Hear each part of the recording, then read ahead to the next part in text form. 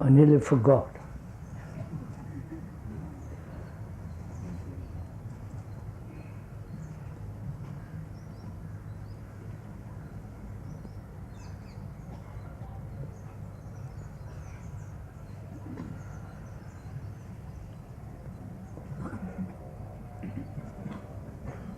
In investigating these questions, we're going to have a dialogue. A dialogue is a conversation between two people.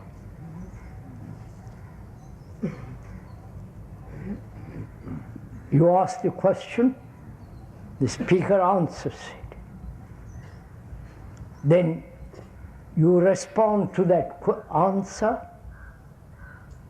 and when you respond to that answer, then the speaker answers your response. So, in this process of questioning, answering, and the very answering is being questioned. So, this keeps going till both the questioner and the speaker disappear altogether. Only the question remains. Do you understand? I wonder if I can make this clear. It's very important that the question remains suspended, as it were.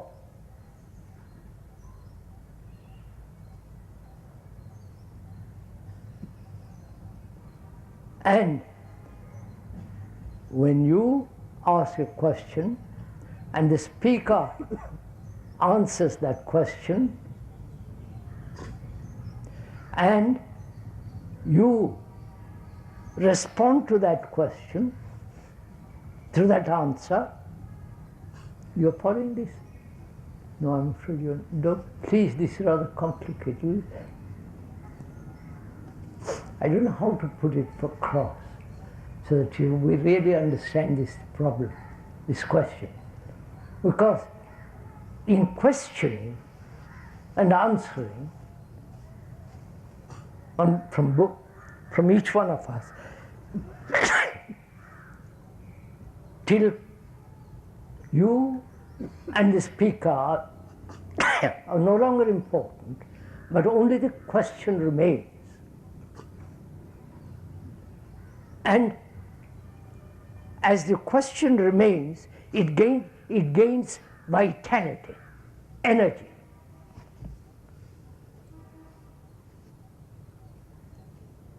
You understand this? We're going to try that this morning.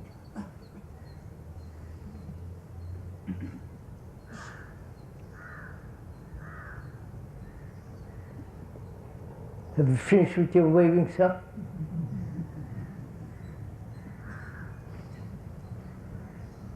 This is a rather serious question we're putting before you. That what is important is we must ask questions if you are at all serious. And in questioning, the answer may be correct or incorrect, but you must respond to that answer. And then, when you respond, the speaker then questions what you have responded. So, in this process, you as the questioner and I as the who responds disappear altogether. So that only the question remains. You understand this? Do we meet this at all? Some of us at least. Because we never ask questions, which is, We want the answer to be comfortable, suitable, convenient, hopeful. But in questioning and answering, all that disappears. We are trying to find out what is true, what is factual, what is the correct answer, correct response, precisely. So, to find that out, you and I must totally disappear. Only the question and answer remains. You get it? I hope some of you get it.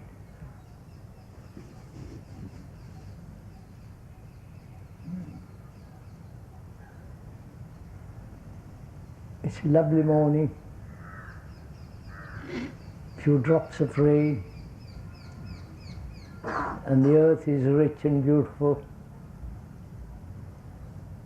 And to have a relationship with these trees,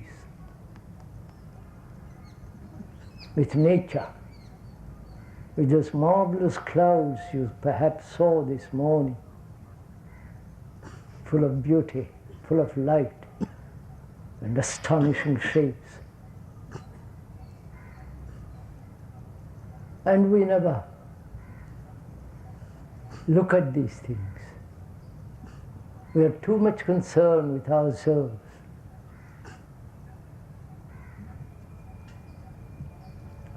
And to go beyond ourselves requires a great deal of thought, inquiry, and so on. We are not dealing with theories or principles or ideas. We are dealing with our daily life, not corresponding our daily life to some theory, some teaching, whether it's the teachings of the Buddha or the teachings of somebody else. We are not concerned with the teaching of others.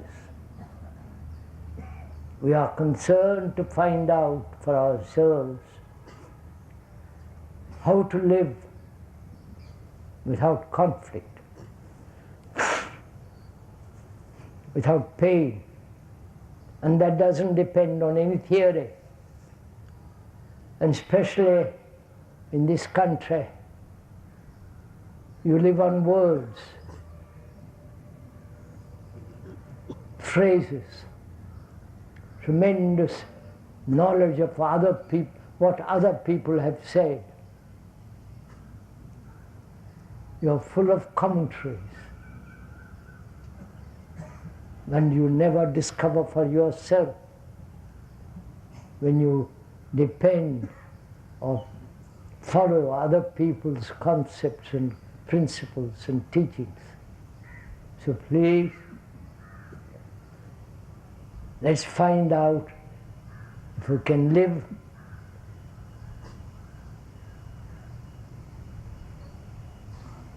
without comparison and therefore without conflict, to see if we can really fundamentally change our way of living. Because the world is in a great crisis. I don't know if you know all about it. Tremendous crisis. Not only physical crisis, but crisis in consciousness of human beings. So please, let's be serious in spite of the beauty of the light among the trees.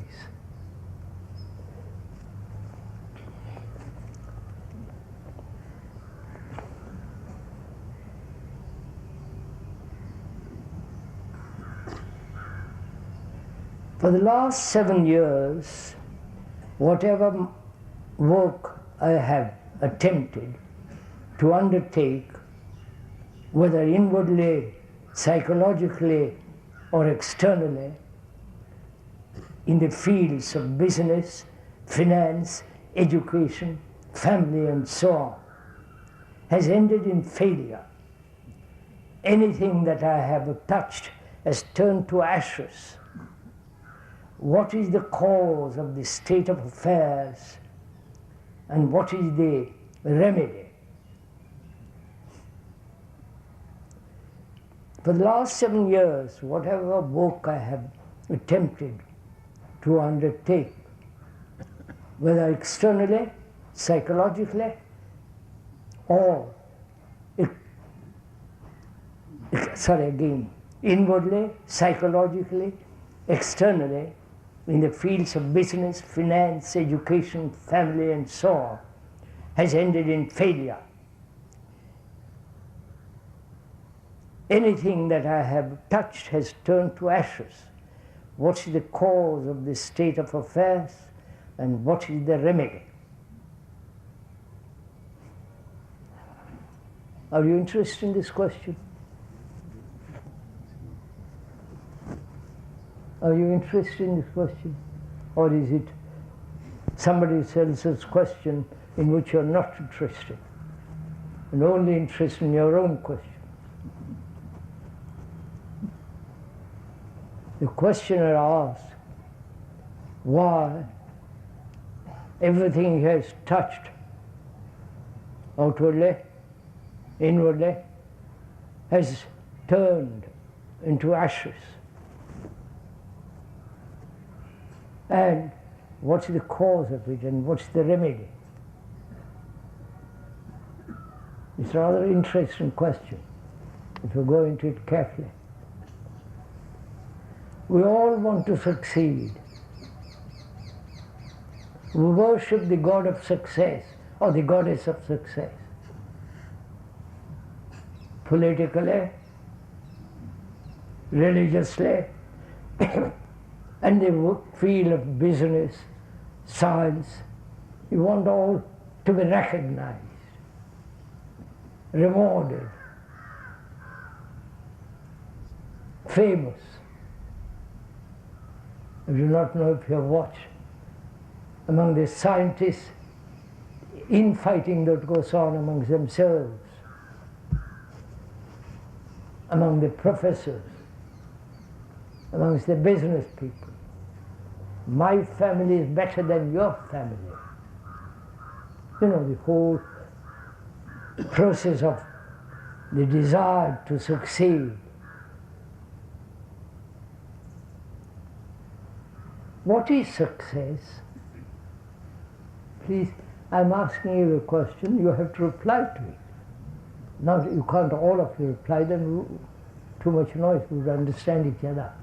But you must respond to that. Why is it that we all seek to be successful? What does successful mean?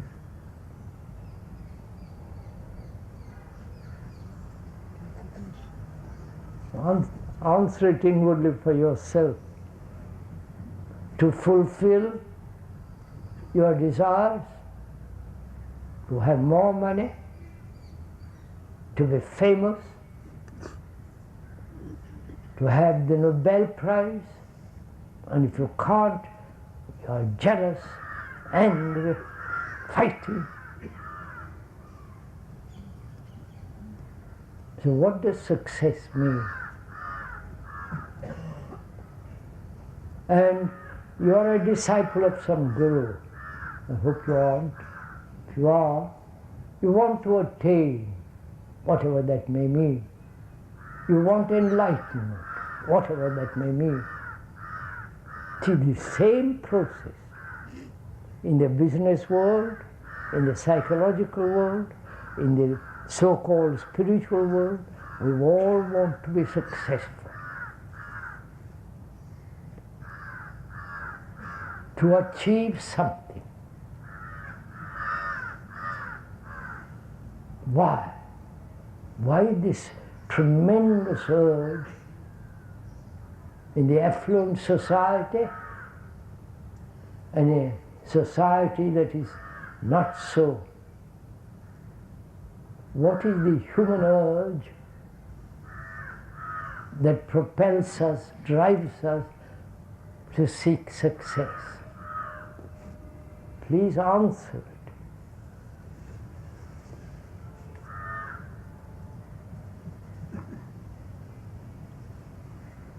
Is it that through power, through money, you have freedom and you can enjoy that freedom? Money has become very important.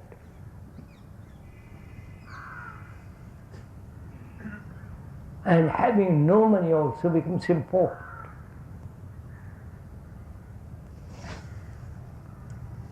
Power, political power, religious power, the idols that are in the temple with their priests, all that is a form of power. You all want that, power over somebody or other. And all this you call success.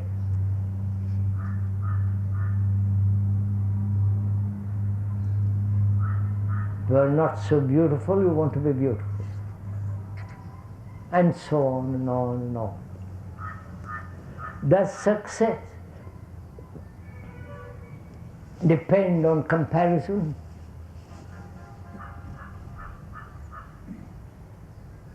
On competition?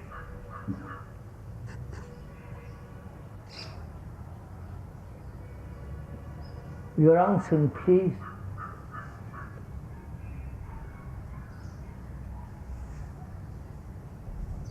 In business,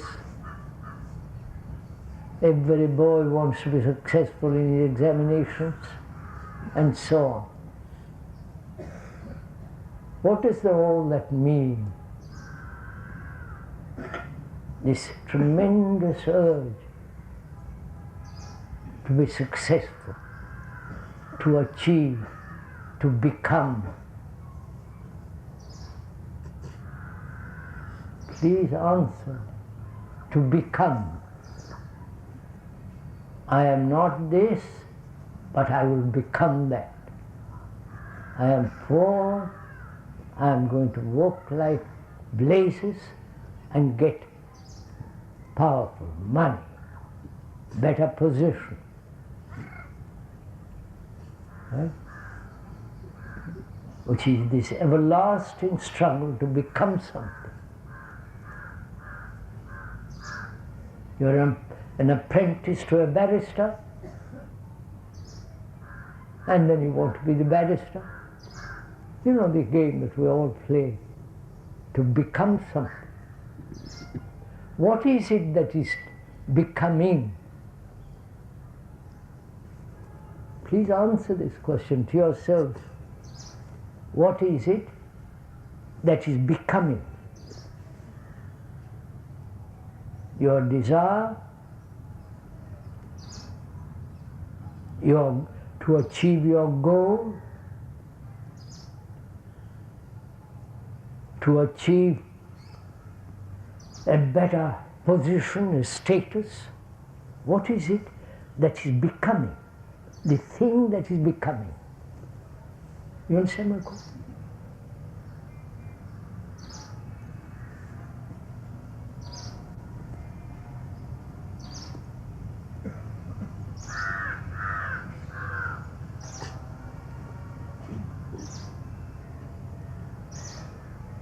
I am nothing, but I will become something. What is it that says I am nothing, but I will become something? You understand my question? You understand my question?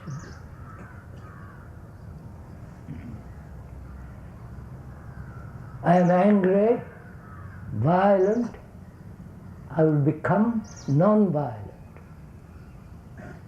That's your game, you play. But in the meantime, you throw you are sowing the seeds of violence. So what is, please, this is important to find out for oneself, what is it that is becoming. Is it desire?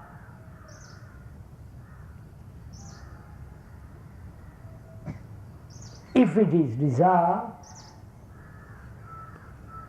to have a car, to have a better house, to have a better wife, more beautiful, more subservient, domestic.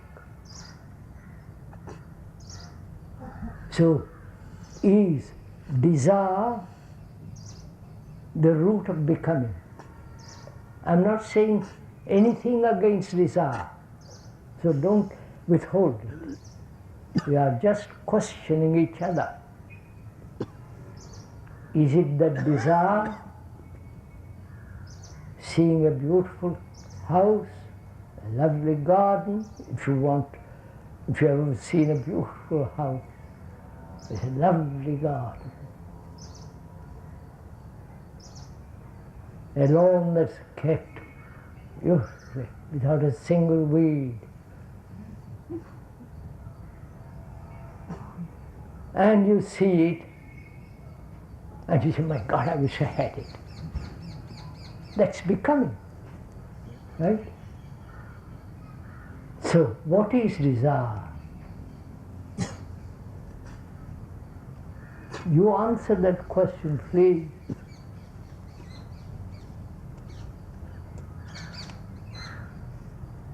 So I desire to become successful in various fields or in the career I've chosen.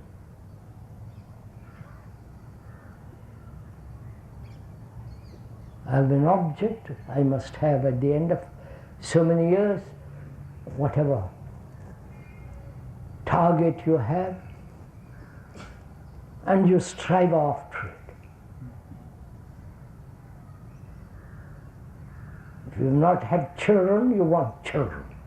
It's the same thing, desire.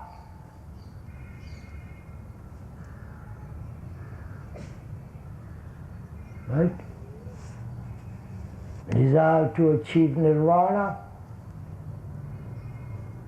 desire to achieve illumination, desire to go to America, or become a great scientist so that you can win a Nobel Prize, and follow. It's the same movement, the becoming. So we must inquire not only into one of the facets of becoming, which is desire, and what is desire? Now, I've asked that question. The speaker has asked that question. It remains there. It's in the air. How do you respond to that question? Or do you leave that question to flower, grow, see all the implications of it? You understand? You have a map in front of you. Map of this country. If you have a certain spot or certain town you want to go to, you disregard the rest of the map. You have a direction to go to, and you pursue that in the map. You never look at the whole of the map, because you have only one pursuit.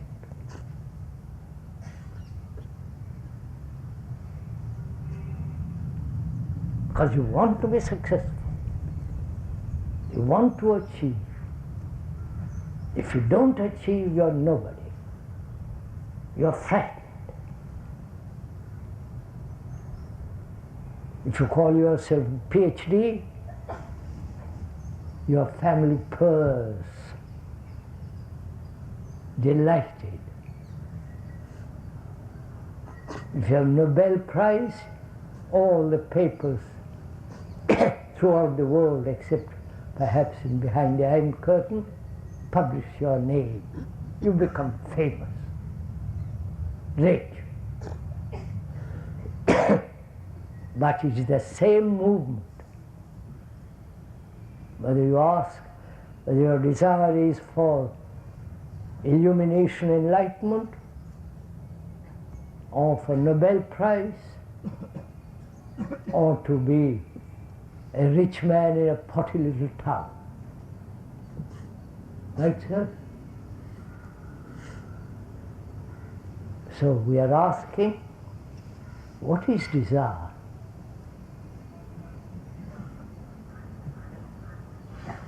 If one can understand that, not suppress it, not control it, not try to transcend it. Like a monk who has a desire only for God, whatever God that may be.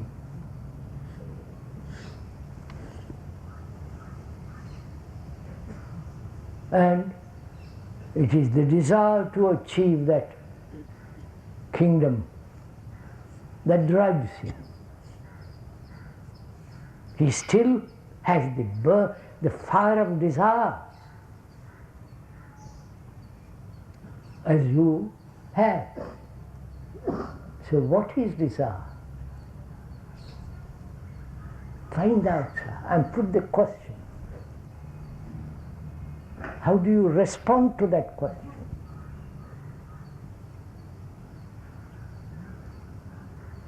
Probably you never even thought about it. You never even probably, I'm saying this most respectfully, you never even investigated it. If you have desire, you want to fulfill it, with all the problems involved in it. If you are a slightly moral person, say, I mustn't have that desire. You suppress it. The monks throughout the world have suppressed desires, but only identified that desire with a figure, a symbol, an idea, a principle, but it's still desire. So let us ask, the speaker is asking you, what is desire? Don't quote me, for then you haven't understood if you quote somebody else. And the speaker has talked a great deal about desire, and some of you may have read those books. And the word is not the fact. What you read is not what you are.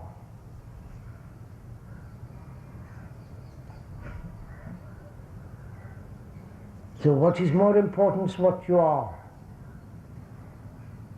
So, to come back, what is desire? And why is it? It becomes so extraordinarily vital in our life. Is it I want a meaning to my life? Beg your pardon? Is it that I want a meaning to my life, that I have a desire? Huh? For a meaning to life. Is it that I want a meaning to my life? So you want a meaning to life. It is also desire. Yes, sir. Which means you have no meaning to life, right? You have no meaning. Life has no meaning. Therefore, you try to give intellectually or other way to give a meaning to life. So, if you give a meaning to life, it's not life.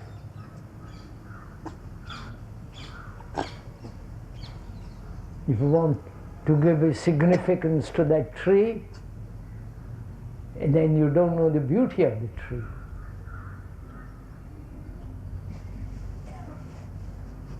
If you want to give significance to your empty life, maybe married, children, all the rest of the business, and you find at the end of when you're about 40, 50, 60, life has no meaning, then you try to give meaning to it by going to the temple, literature,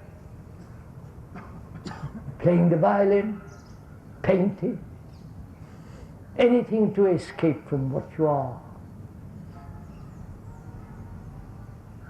Right, sirs? You are talking about your life, not theories.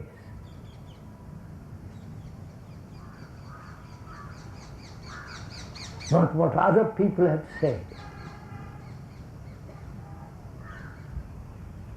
So what is desire? Come on, sir, look at it. We live by sensation.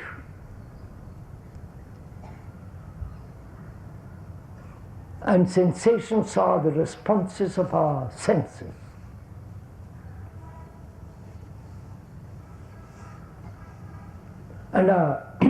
And we use only one or two senses. Eyesight or hearing. Sensation is our way. One must have sensations. Otherwise you are paralyzed, as most of you are.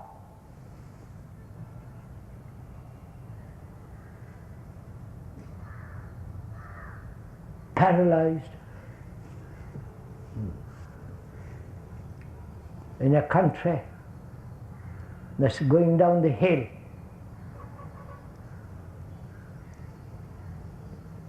Paralyzed by your gods, by your philosophy, by your way of life. I'm not criticizing, these are facts. So, unless you are totally paralyzed, you have the movement of sensation. Senses are operating. When you look at that tree and the beauty of light among the leaves, there is a response, there is a sensation, right? When you see a beautiful woman, you have sensations. When you see a very, very clever man, as most of you are very clever people. Too clever by half. You have explanation for everything. You are good at analysis, explanations. Those analysis, explanations, quotations has nothing to do with your daily life. So there's a wide gap between your theories, religious concepts, philosophical knowledge, has nothing whatever to do with your daily living. And that's why you are also living a life that has no meaning. So let's proceed. What is desire?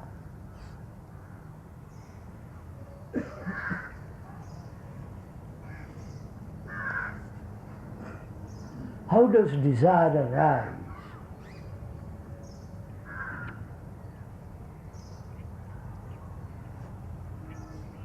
What is the relationship between desire and thought? Go slowly. I'm asking all these questions. Who is the controller? Who controls desire?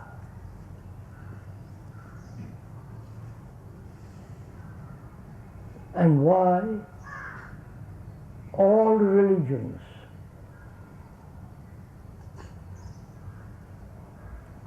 say you mustn't have desire,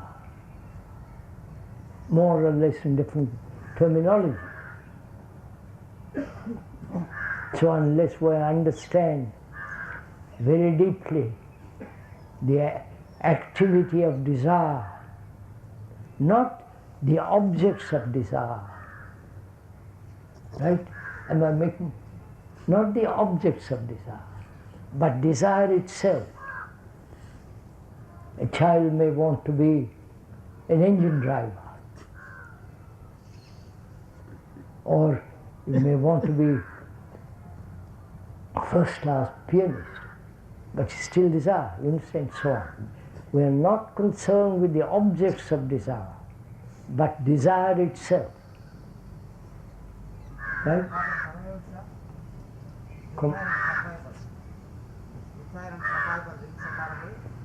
Desire and survival inseparable.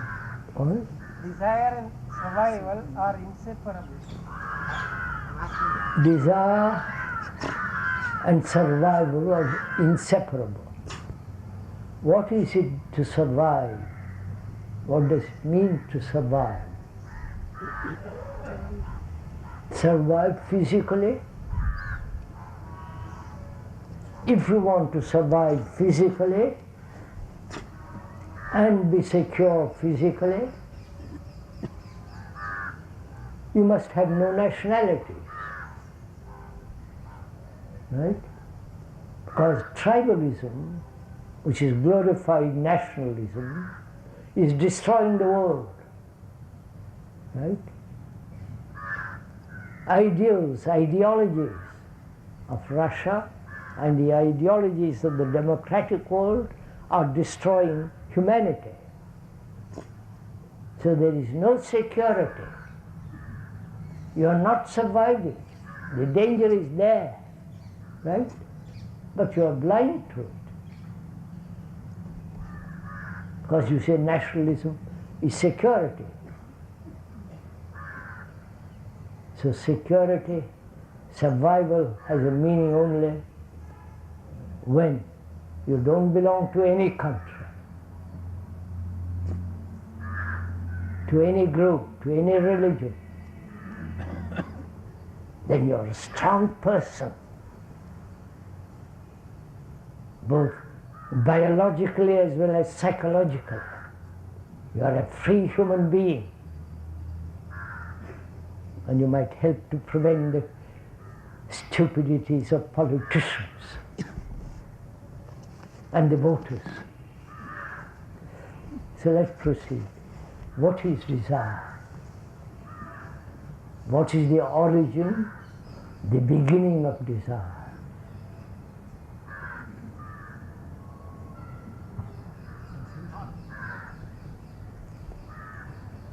I see you.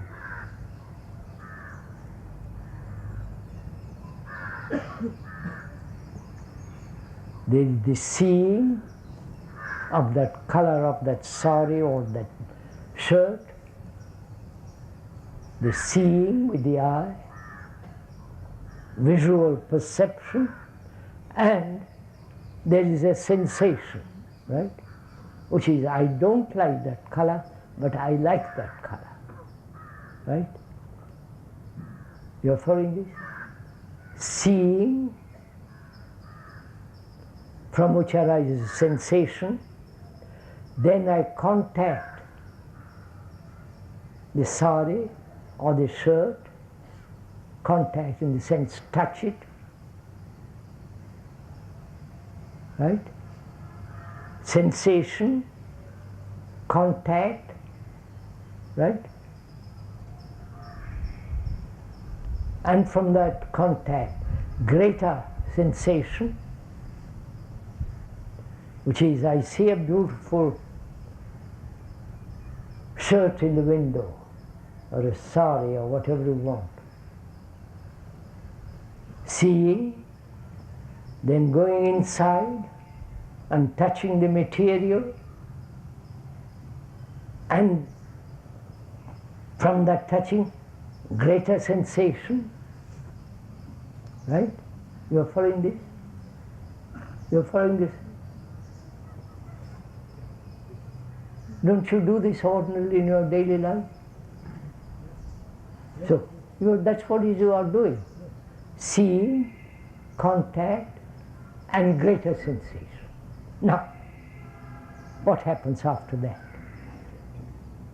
Now think, I'm asking you the question, think it out.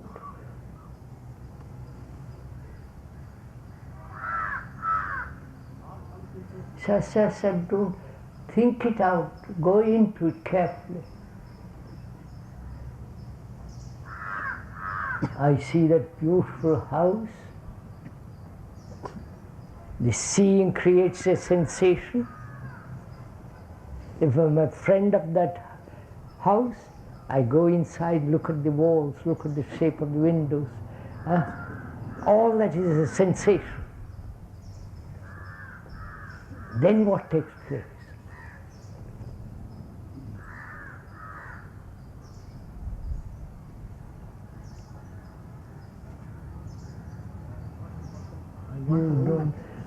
I want to have it.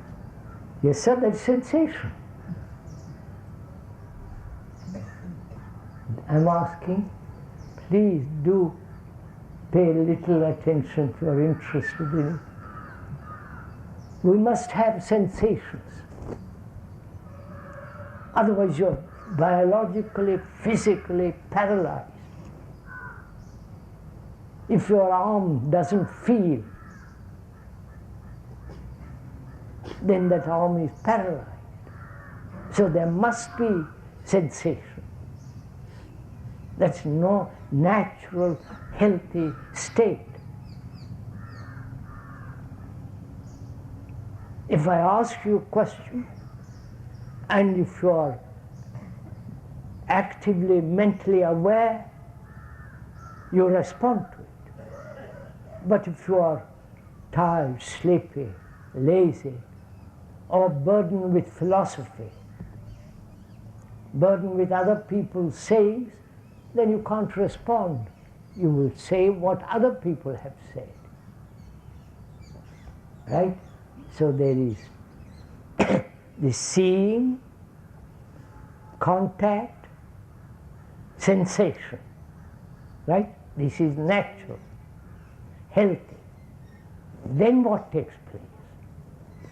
It's also rapid, so instantaneous. So we are slowing it down. Then what takes place? It is registered, the sensation is registered in the brain. What's that? The sensation is registered in the brain. Sensation is registered in the brain. Yes, sir, I said, of course. Then what? Don't go into great explanations. We made a very simple statement. But after that, brain interprets. No, sir, just look at it before you answer it. Desire to worry. I must go on, otherwise you'll throw lots of words at me. Yes, sir.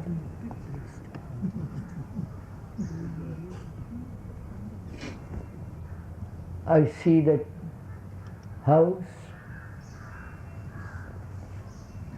the seeing, touching the marble, looking at the pillars, looking at the good windows, and that is sensation. Then what takes place?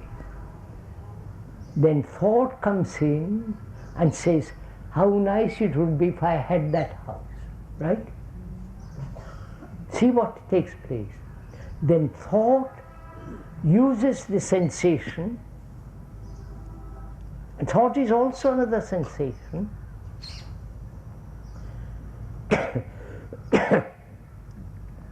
Thought creates the image, my image that I must have that house, right?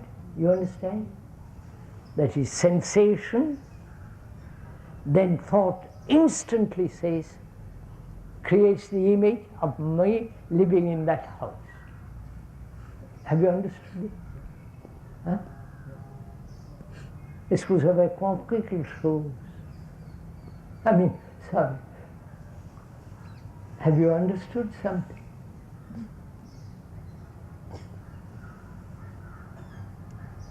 That is, thought takes charge of the sensation, and out of that sensation create the image,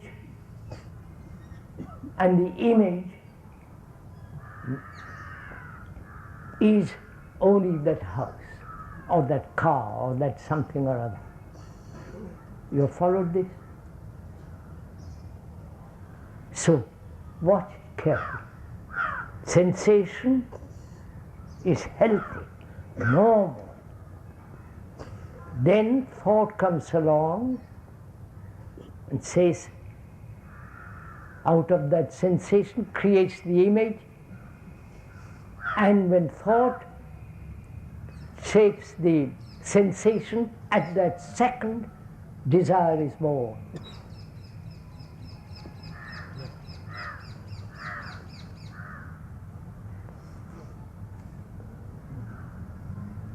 Don't agree. Don't say yes, that's good explanation.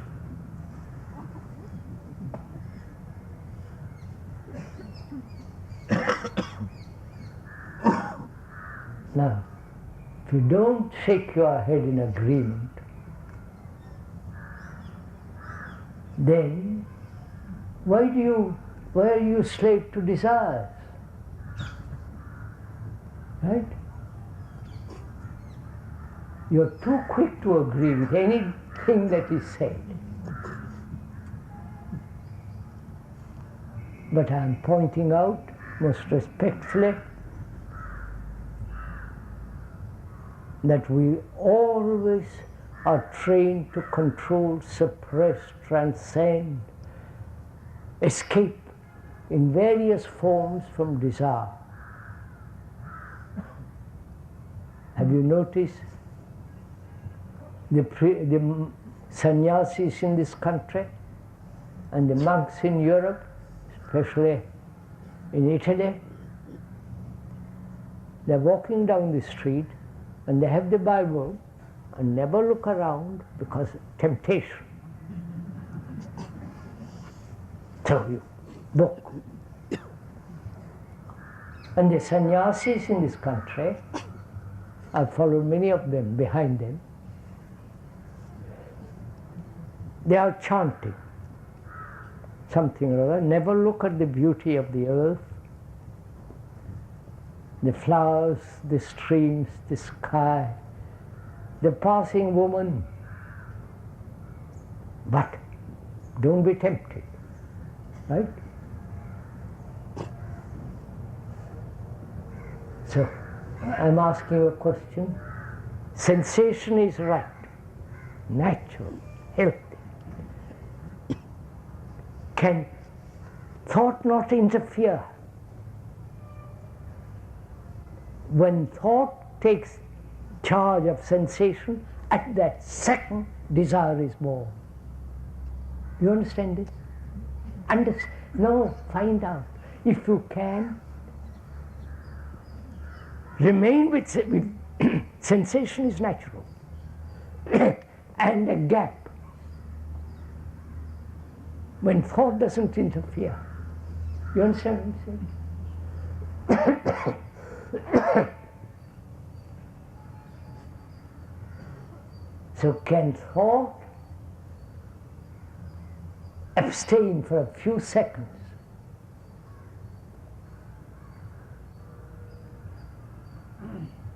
That means tremendous awareness, great attention.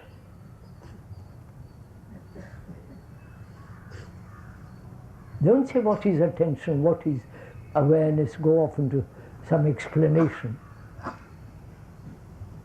to see sensation is natural and discover for yourself that the moment thought takes charge of the sensation, at that second desire is born.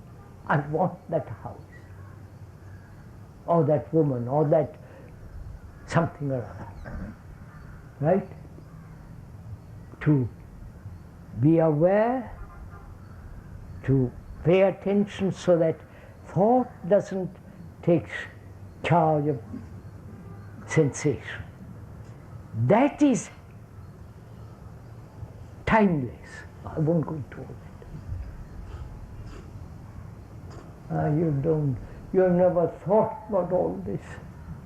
You're all grown up people.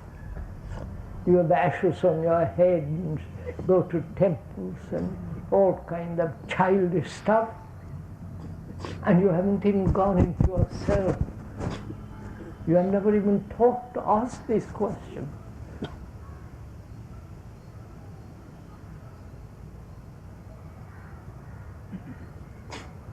So, discipline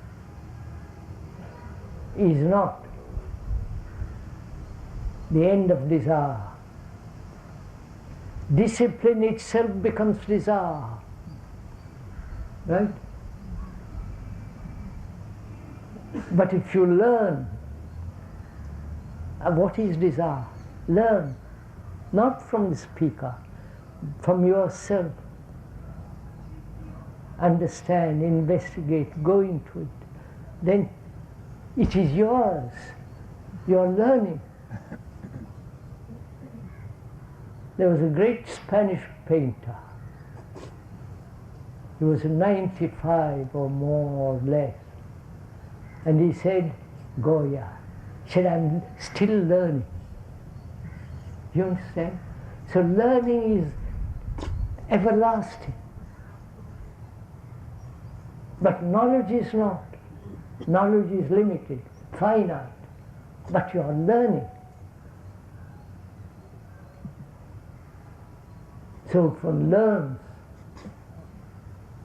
Not learn about desire, but if you are learning the meaning of desire, what is involved in desire, how did it arise, keep on learning. Then that very learning brings its own discipline. If you want to be a good chemist, good biologist, that very subject becomes the means of your own, of training, of discipline. You don't know any of these things. Where do you all live? Not in Triplicate, Madras, or around here. Where do you live?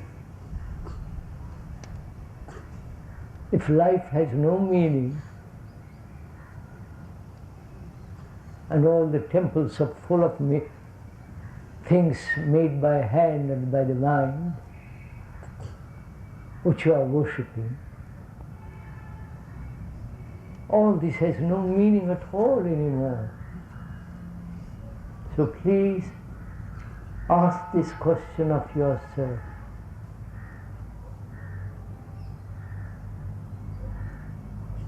Why life, which is an extraordinary thing, great complexity, great depth and great beauty, why that life has become so shoddy?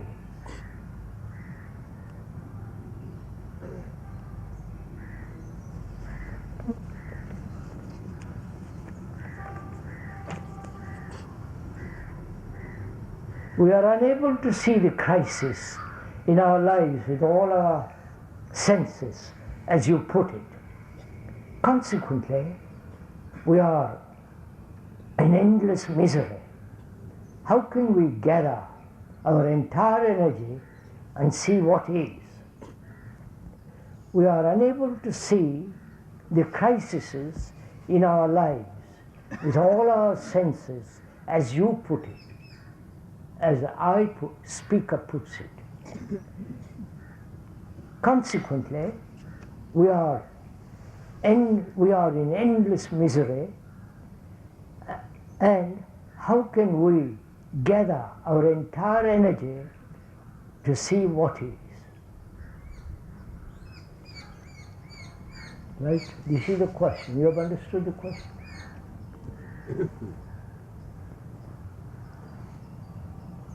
Why do you say, as you put it? Why are you concerned what the speaker has said?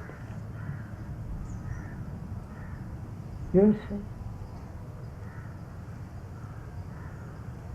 What's important? What you think, what you feel. Burn all the books, including the speakers. And look. The question is, we have crises in our lives,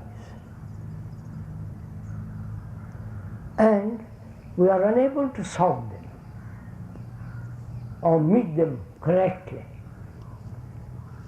And so we are in endless misery.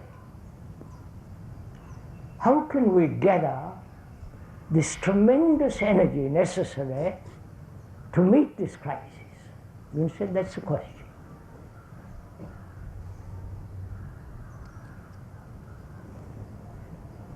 Where is the crisis? Crisis economically, socially, politically, religiously. Is it out there or in us? Where is the crisis? Tell me. We like to think crisis is out there. The crisis is only in our mind. I think so.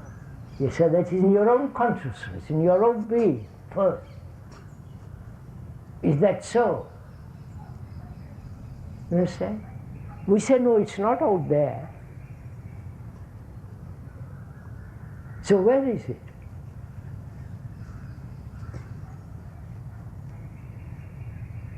If it isn't out there, it must be in you. Therefore, you are the crisis. Right? Do you accept that? You, as a human being, are the real crisis. Not politics, not war,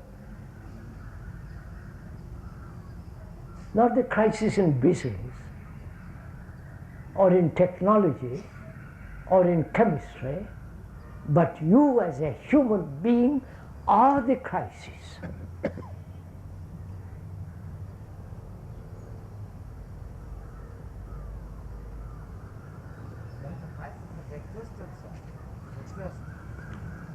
Have you listened to what I said, sir? I'm not trying to suppress you, sir. I ask you a question, which is the crisis in you or in the world outside there?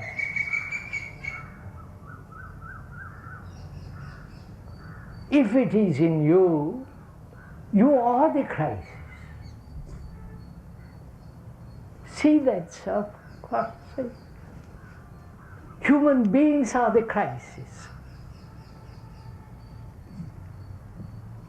So absence of them will What? solve the crisis. What? Absence of them will solve the crisis. What? Absence of human beings will solve the crisis. Absence of human beings. It's a clever remark. You're not facing the fact.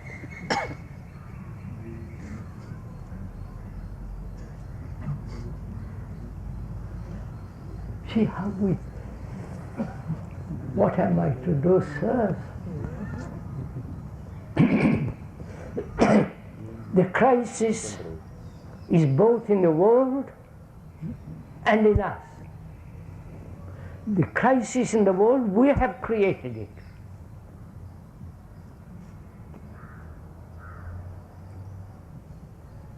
So it's a crisis outwardly and inwardly. And the outer crisis is the product of human beings, the result of politicians who represent the voters, not in the communist world, totalitarian world. In the democratic world, the crisis is created by every human being in electing their presidents, their prime ministers, their chief ministers, and so on, so on, so on. So you, as a human being, are responsible for the immense crisis that we are facing. You may not want to look at it. You say, no, it is happening somehow. I'm not responsible for it. But each one of us is responsible for it. Right? Do you see the fact of it? Do you see the truth of it? Do you?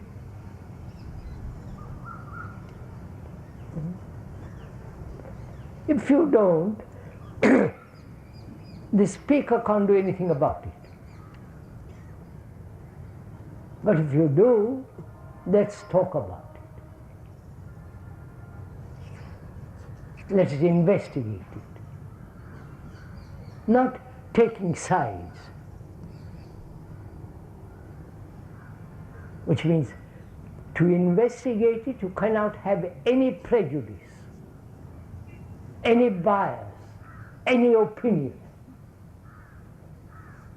A brain must be free of its prejudices to understand, to investigate. If the scientist is exploring matter,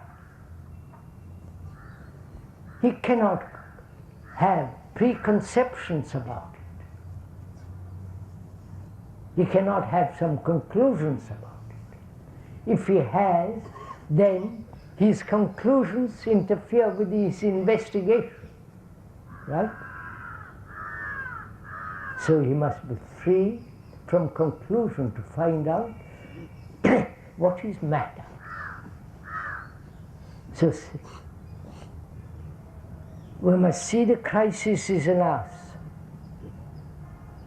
We have made this world, not the nature, not the tree, thank God, not the tiger, not the deer, but we have made the social world, the world in which we live, competition, all that's going on in the world. So the society in which we live is created by us. That society cannot be changed by legislation, by more and more and more laws, more and more lawyers, more and more better politicians. That society can be changed only by each one of us radically changing. That's a fact. If you don't want to change society, if you want to remain as you are, you're perfectly welcome. I'm not inviting you. That's what you're going to do when you leave this place. You may all shake your head and agree and say how marvelous everything is, but the moment you step out of the gate, you're back in your old world.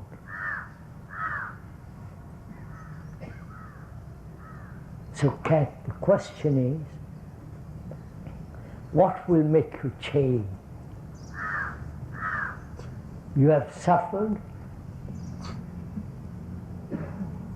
endlessly You have had problems upon problems, pain upon pain, conflict, endless. What will make you change all that? More reward, more punishment, more hell and more heaven, all that has been offered before, but you haven't changed. I know you smile, I know you say, yes, that is so. So what will you do to change? So you ask, how am I, tell me, how am I to change? So which means what? You want a system to help you to change, right? Have you noticed that all systems, whether democratic system, communist system, a religious system, the system of meditation, are inherently contain in themselves degeneration. Right? Have you noticed this? All systems, don't say my system is different. All systems contain in themselves a wastage of energy, which is entropy. So I'm using the scientific word. So, the question is, how to gather, not how, is it possible to gather all your energy and face something? How do you get, the question says, in what manner, you aren't getting tired? I see people yawning. Sorry. If you're tired, I'll stop. I don't mind. I'm not insulted. But if you're interested, we'll go on. Go on with your question. Not just let me talk and you just shake your head. Question, back and forth. In what manner can I gather this energy which I'm wasting? Not sexually only. Energy which I need to face this crisis which I have created. You understand? And the questioner quotes the speaker saying that we must use all our senses. Now, we're going to discuss that for a little. Question and answer. I don't tell you, and you don't tell me. We're questioning each other. So there is no authority, there is no disciple, there is no follower. We are questioning each other. We use only partially our senses. Right? That's a fact. Either you hear only with your ears, but you don't listen. Right? See the difference? I hear what you're saying, but I don't listen to the depth of what you're saying. Which is, I listen, and the very listening is bringing a change. But if I merely hear, it's passing wind, words. So we use partially our senses. We never use all our senses at the same moment. Right? Have you noticed this? Oh, God. Right? We never use all our senses.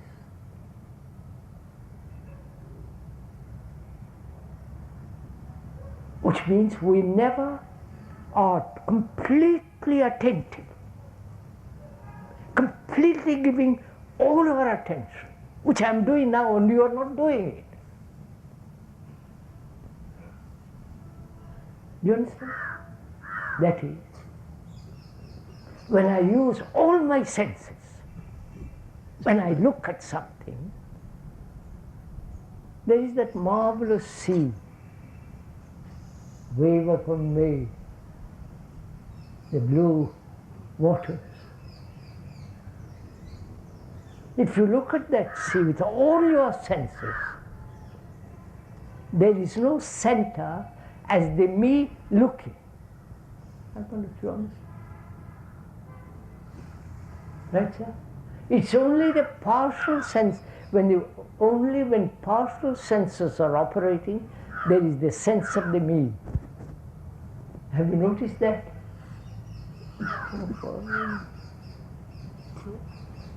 Can all your senses listen to the bird's noise? The bird's sound. Can all your senses listen to it? I am. I'm listening to you with all my senses. Sir, I'm asking you what? Can you see the sound, sir? You said all the senses. You've said something, sir. Can you listen to that bird attentively? Huh? Are you listening to that crow attentively? Yes, sir. Huh? Yes, sir. What does that mean? What should it mean? Oh, no. My brain is dead, sir. I must go on. I see you get dissipated.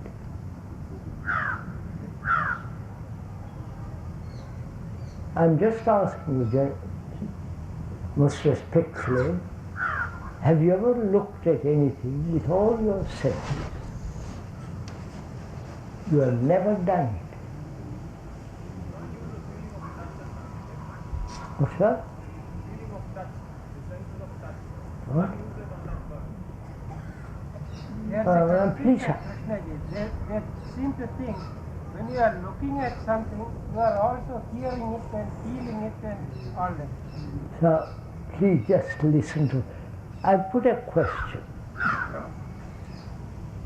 Which is, have you listened or seen or felt with all your senses?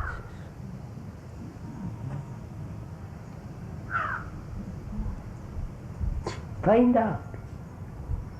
I'm not saying you have or you have not.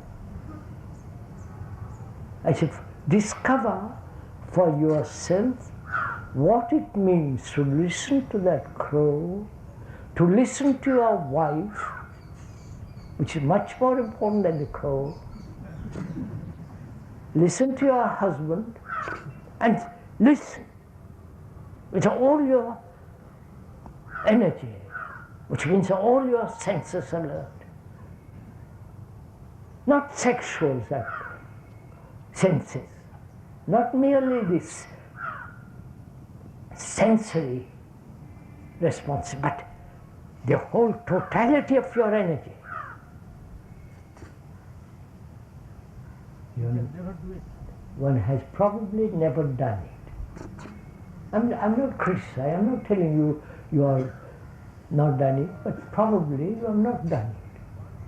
And if you do it, then you will discover something extraordinary for yourself. That for that moment, there is completely no problem. No conflict.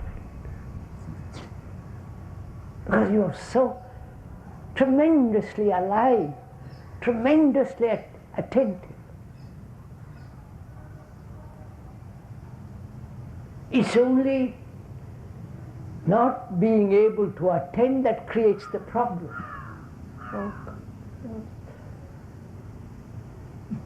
But if you are attentive to what you say, to what you think, and see the division between your thinking and your action, say one thing and do another, which you're all so beautifully trained.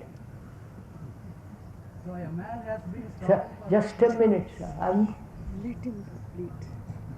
What's that? Man has been starving for many days. it possible for him to put all his senses? Of course not, sir. Are you putting, don't bother about the man who has not had enough food. You see how we did? That's a wastage of energy.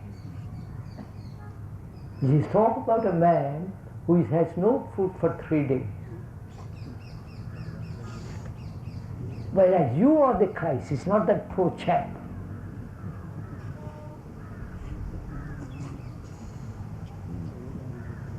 So, sir, first discover for yourself how we waste our energy. Chattering, endless chattering. Talking endlessly about Gita, philosophy, what the Buddha said, and the counter. You follow? Chattering, chattering, chattering. Quarreling. Conflict. Struggling. All this wastage of energy. When all that stops, you have a tremendous energy.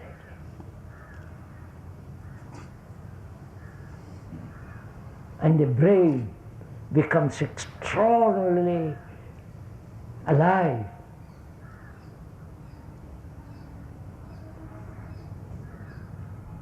Not dead.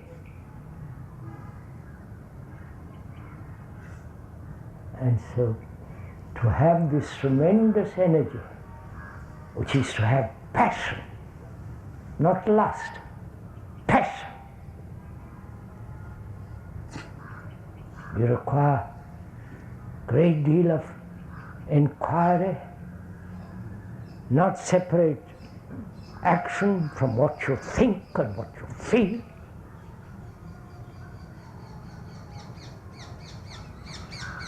So that we live a life that is healthy, sane, normal, and go beyond that. Sorry.